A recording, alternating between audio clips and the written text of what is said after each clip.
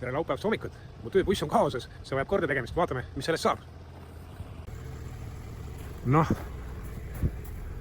ikka väga segasuma suvila. Mul on tegelikult kõik konksud ja riiulid vajalike asjade jaoks olemas.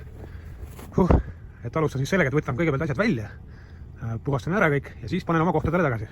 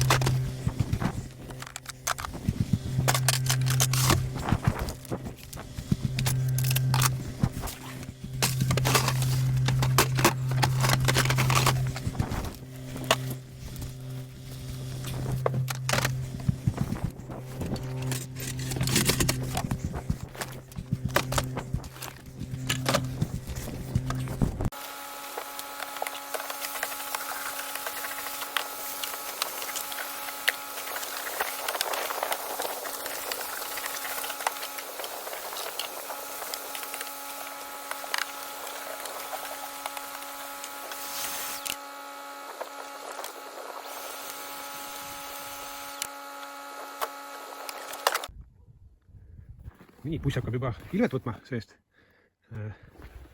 Tolmuimeega puhastatud. Asjad pandud oma kohtadele. Mõned asjad on mul puudu, näiteks nagu rindkruvi keer on puudu, selle ma laenasin pojale välja.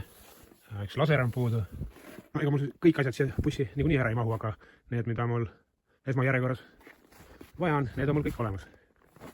Nii et nüüd, kui ma teen kabiini ka väheke puhtamaks, siis on super lõks.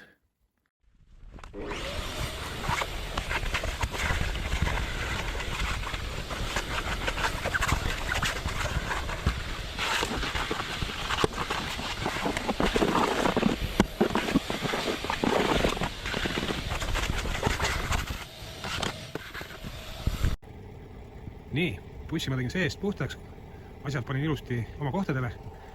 Nüüd ma teen bussile rõõmu ja pesen ta väljast poolt ka puhtaks.